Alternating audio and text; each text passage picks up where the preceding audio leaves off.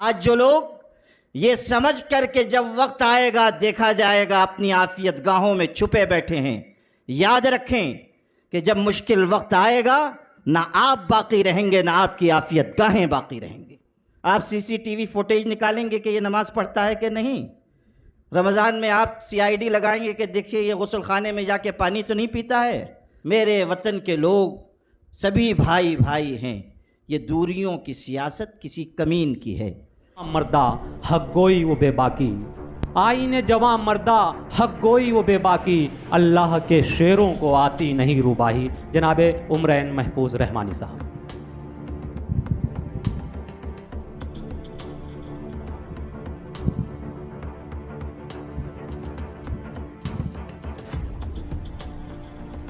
اصل میں زیادہ بولنے میں مشکل یہ ہوتی ہے کہ محبت نامہ آ جاتا ہے۔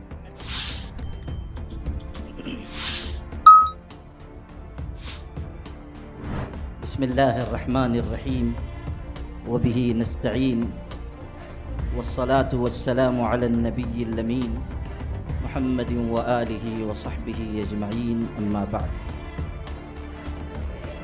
حضرات علماء کرام، معززین شہر و علاقہ و خطہ اور حاضرین مجلس، آج کا یہ پروگرام، آج کی یہ کانفرنس اس لحاظ سے بڑی اہم ہے کہ اس میں 5 اضلاع کے اہم ذمہ دار سماجی کارکنان اور مساجد اور مدارس سے جڑے ہوئے افراد جمع ہیں، اور یہ بھی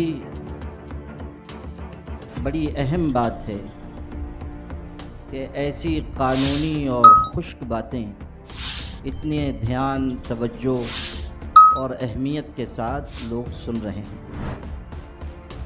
یہ آپ کی ان موضوعات سے دلچسپی کی نشانی ہے۔ یہاں پر قانونی معلومات فراہم کی گئی مختلف موضوعات سے متعلق، اور میں سمجھتا ہوں کہ بہت اہم، بہت ہی قابل عمل باتیں یہاں سامنے آئی ہیں۔ یہ گزارش کرنا میں اپنی ذمہ داری سمجھتا ہوں کہ آپ سب اپنی اپنی سطح پر ان قانونی معلومات کی روشنی میں مساجد کو، مدارس کو، وقف جائیدادوں کو، تعلیمی اداروں کو مضبوط بنانے کی کوشش کریں۔ یقیناً آج کی اس کانفرنس سے آپ کو معلومات ملی ہے، لیکن یاد رکھیے علم اور ارادہ بنیاد فراہم کرتے ہیں، کام تو اقدام و عمل سے بنتا ہے۔ یہاں سے جانے کے بعد زمینی سطح پر آپ لوگوں کو محنت کرنی ہوگی اور جان توڑ محنت کرنی ہوگی۔ ہمارے شہر کے ایک شاعر ادیب مالیگاوی نے کہا تھا، احساس عمل کی چنگاری جس دل میں فروزاں ہوتی ہے، اس لب کا تبسم ہیرا ہے، اس آنکھ کا آنسو موتی ہے۔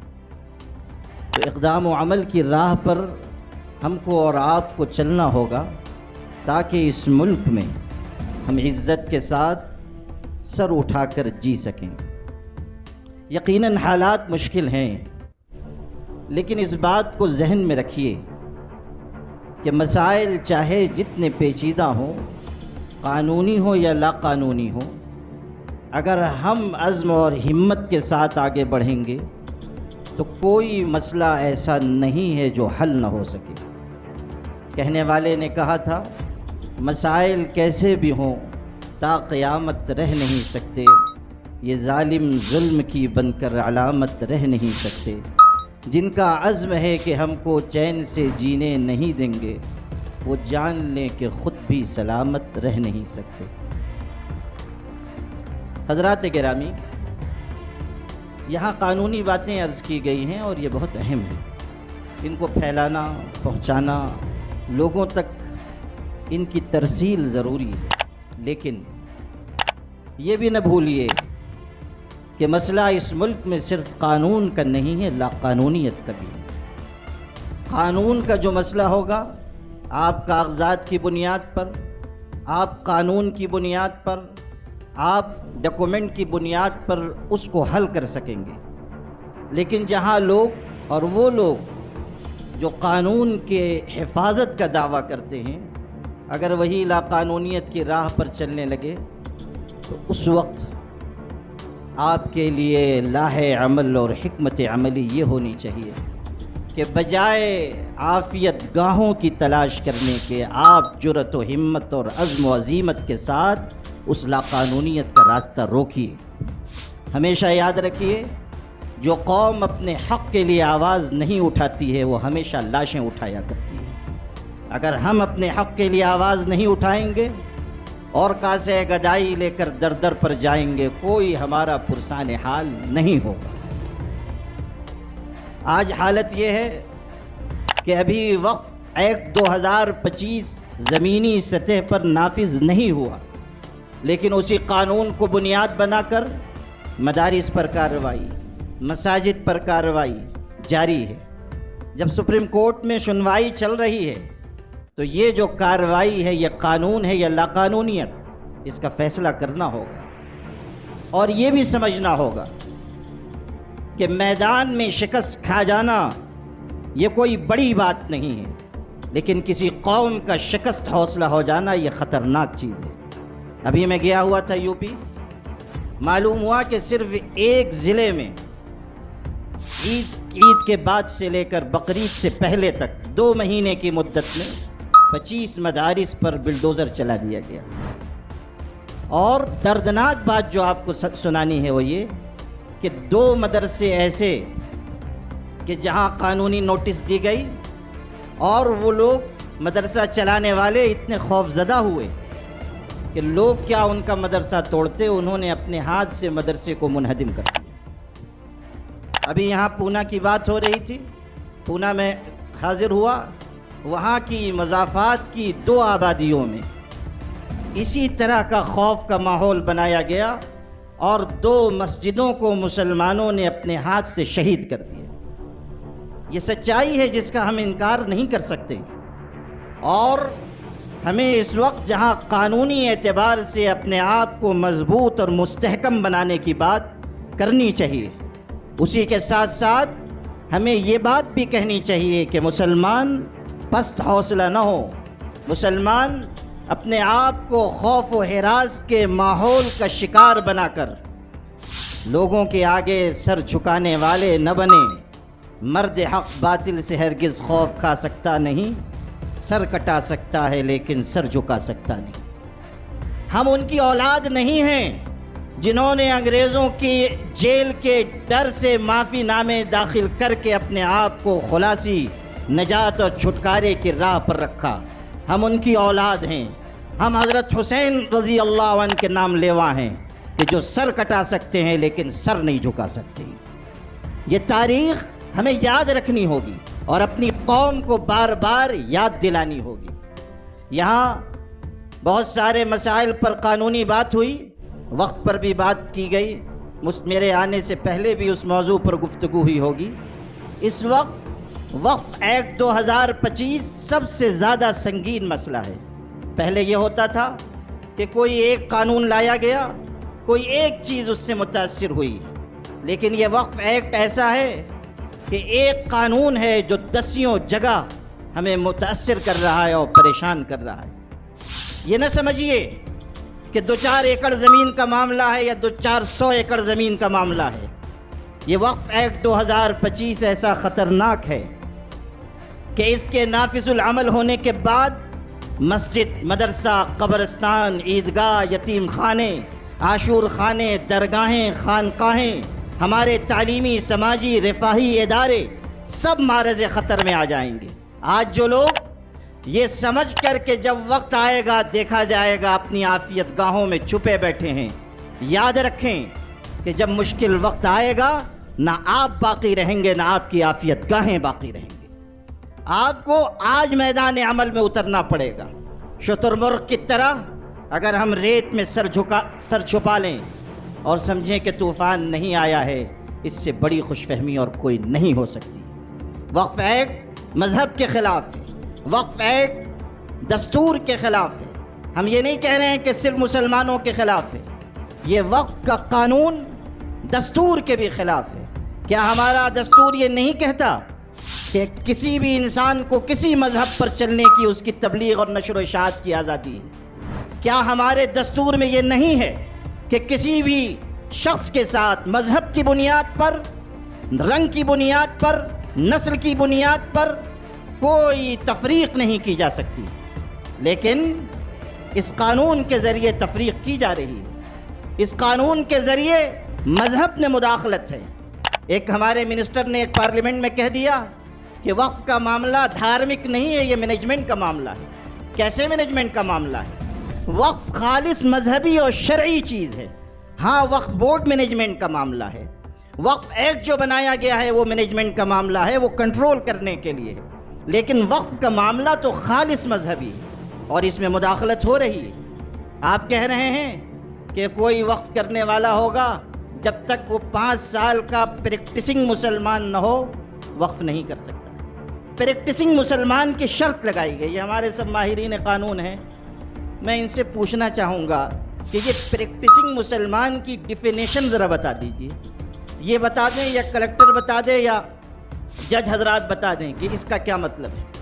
کوئی ڈیفینیشن نہیں ہے باعمل مسلمان کی، لکھ دیا گیا قانون میں کہ 5 سال کا پریکٹسنگ مسلمان ہونا ضروری ہے۔ بھائی صاحب، کلکٹر کیسے طے کرے گا کہ یہ 5 سال کا پریکٹسنگ مسلمان ہے؟ آپ CCTV فوٹیج نکالیں گے کہ یہ نماز پڑھتا ہے کہ نہیں؟ رمضان میں آپ CID لگائیں گے کہ دیکھیے یہ غسل خانے میں جا کے پانی تو نہیں پیتا ہے، روزہ رکھتا ہے کہ نہیں رکھتا ہے؟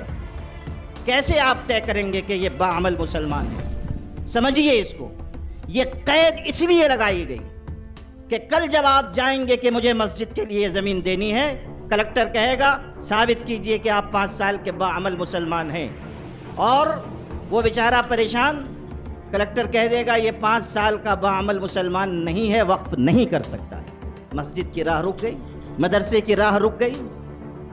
عجیب بات ہے، آپ کہہ رہے ہیں باعمل مسلمان اور کوئی تعریف نہیں۔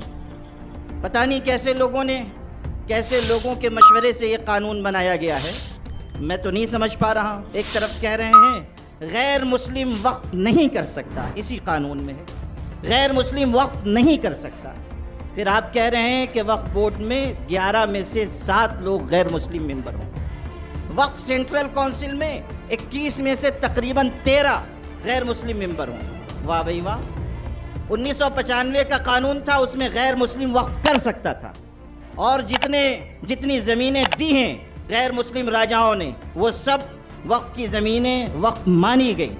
اس قانون کے نافذ ہونے کے بعد وہ ساری وقف پراپرٹی وقف کے زمرے سے نکل جائے اور آئندہ کوئی غیر مسلم وقف نہیں کر سکتا، لیکن وقف بورڈ کا ممبر بنے گا، اور 1 2 نہیں 7 اندازہ کیجئے۔ ایک طرف آپ وہ کہہ رہے ہیں، ایک طرف یہ کہہ رہے ہیں، پتہ نہیں کن کے مشورے سے بنایا گیا ہے۔ ویسے ہمارے جو حضرات ہیں وہ بہت زیادہ پڑھے لکھے ہیں ماشاءاللہ، آپ لوگ بھی سب جانتے ہیں، ایسے پڑھے لکھے لوگ ہیں کہ پہلے BA کرتے ہیں پھر میٹرک پاس کرتے ہیں، تو اس لیے ہو سکتا ہے آپ لوگ بہت دیر سے خشک باتیں سن رہے ہیں، اور ایسا تو ایک دلچسپ بات بھی سنا دیتا ہوں۔ ایسا معلوم ہوتا ہے کہ بوجھ بجھکڑ سے مشورہ کر کے بنایا گیا ہے۔ بوجھ بجھکڑ کیا ہے وہ سن لیجیے۔ ایک صاحب تھے، گاؤں میں رہتے تھے، اور وہ اندھوں میں کانا راجا تھے۔ گاؤں والے سب بھولے بھالے، یہ تھوڑے سمجھدار۔ ایک دن ایسا ہوا کہ ہاتھی گزر گیا گاؤں سے، رات کے وقت گزرا، اور وہ ہاتھی جانتے نہیں تھے گاؤں والے۔ اب جو ہاتھی کے نقوش قدم صبح دیکھے سب حیران۔ لوگوں نے بوجھ بجھکڑ صاحب کو بلایا کہ ارے ذرا بتائیے یہاں سے کون گزرا ہے، اتنے بڑے بڑے پیر کے نشان ہیں۔ تو انہوں نے بہت غور و خوض کیا، شاید استخارہ بھی فرمایا ہو۔ اس کے بعد کہنے لگے کہ ایسا معلوم ہوتا ہے کہ کسی ہرن کے پیر میں چکی پھنس گئی تھی، اور وہ چکی لے کر گزر گیا ہے، تو اسی کے نشان قدم ہے۔ پھر وہ بیچارہ تھوڑی دیر میں مسکرانے لگا، پھر رونے لگا۔ تو لوگوں نے کہا کہ آپ پہلے مسکرائے پھر رونے لگے، کیا بات ہے؟ تو وہ بیچارہ کہنے لگا بوجھ بچکڑ کہ میں اس بات پر ہنسا کہ دیکھو اتنا مشکل مسئلہ تھا، میں نے چٹکیوں میں حل کر دیا۔ اور رونا اس پر آیا کہ جب میں مر جاؤں گا تو تمہارے اتنے مشکل مسئلے کون حل کیا کرے گا، تو رونا اس پہ آیا۔ یہ ہیں ہمارے حضرات۔ آپ بتائیے کہ ایک طرف آپ قانون میں ایک بات کہہ رہے ہیں، دوسری طرف دوسری بات، پھر مذہب کی بنیاد پر آپ تفریق کر رہے ہیں۔ ہندو انڈومنٹ بورڈ میں کوئی مسلمان ممبر ہوگا؟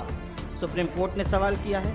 سکھوں کے اوقاف میں کوئی مسلمان ممبر ہوگا یا کسی دوسرے مذہب کا آدمی؟ وہاں نہیں، لیکن یہاں آپ لانا چاہ رہے ہیں، اور قانونی اعتبار سے آپ اس کو مضبوطی دینا چاہ رہے ہیں۔ کیوں؟ سمجھیے اس کو بھی۔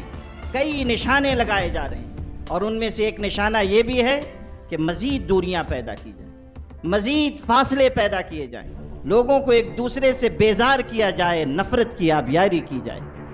کہنے والے نے کہا تھا، یقین ہو نہ ہو بات تو یقین کی ہے، ہمارے جسم کی مٹی اسی زمین کی ہے، میرے وطن کے لوگ سبھی بھائی بھائی ہیں، یہ دوریوں کی سیاست کسی کمین کی ہے۔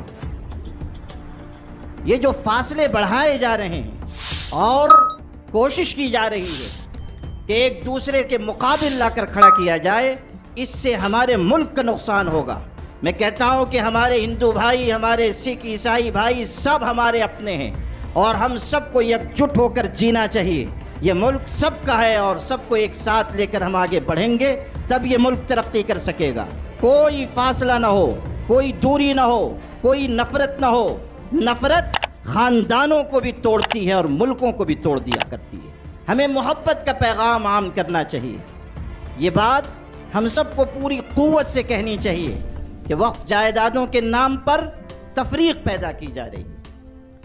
ایک بات اور عرض کرنا چاہتا ہوں، چونکہ یہاں ہمارے شیخ آصف صاحب بھی ہیں، مستقیم ڈگنیٹی صاحب بھی ہیں، جنہوں نے اس کانفرنس کا انتظام و انصرام کیا ہے، اور ماشاءاللہ یہاں جنگل میں منگل کا سماں ہے اور بڑے اہم لوگ آئے ہوئے ہیں۔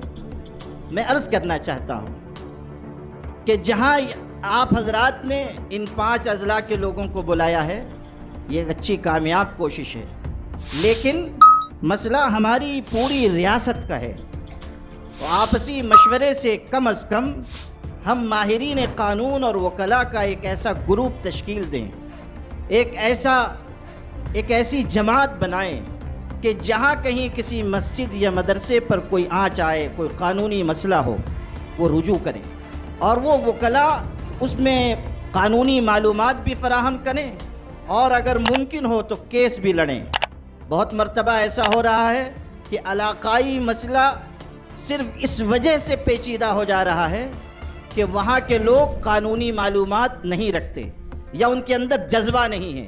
اگر آپ کی طرف سے ایک سپورٹ ملے گا، ایک اخلاقی مدد ملے گی، معلومات کی شکل میں ان کو اگر تھوڑی سی مضبوطی فراہم کی جائے گی، تو بہت سے مسائل انشاءاللہ بہت آسانی سے حل ہو جائیں گے۔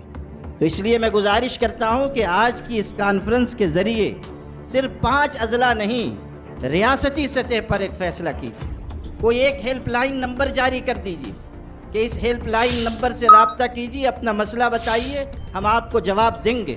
اور ایسا نہیں ہے کہ سب کام آپ کے سپرد ہے، ہم لوگوں کی جہاں مدد کی ضرورت پڑے ہم انشاءاللہ حاضر ہیں۔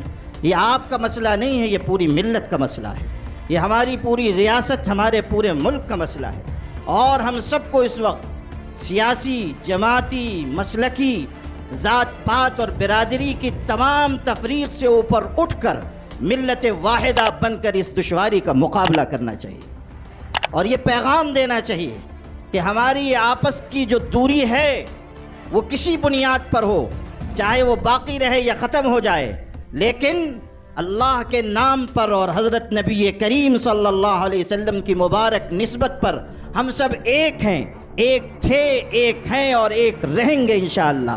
یہ پیغام ہم سب کو مضبوطی سے دینا چاہیے۔ تو اس لیے میں عرض کر رہا ہوں کہ کوئی ایسا نظام بنے کہ ہم پوری ریاست کے لوگوں کو حوصلہ دے سکیں، قوت فراہم کر سکیں، قانونی مدد بھی دے سکیں، اخلاقی مدد بھی دے سکیں، اور جہاں ضرورت پڑے، اگر حالات نازک ہو تو ہم جائیں اور ہم وہاں کے مسلمانوں کے آگے کھڑے ہوں اور کہیں کہ اگر خطرہ آیا ہے، کوئی مشکل آئی ہے، تو پہلے اس کا نشانہ ہم بنیں گے، بعد میں آپ کی نوبت آئے گی۔ اس جذبے کے ساتھ اگر ہم کام کریں گے تو انشاءاللہ کوئی دشواری نہیں رہے گی. نور کی یہ کرن ظلمات پہ بھاری ہوگی. رات تمہاری ہے تو کیا صبح ہماری ہوگی.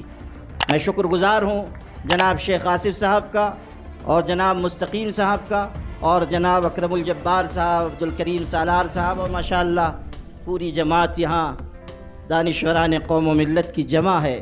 ان سب حضرات نے یہ برمحل بر وقت اقدام کیا ہے اور اللہ نے چاہا تو یہ صدا بصحرا نہیں ہوگی، دور تک پہنچے گی، دیر تک گونجے گی انشاءاللہ. وآخر دعوانا الحمدللہ.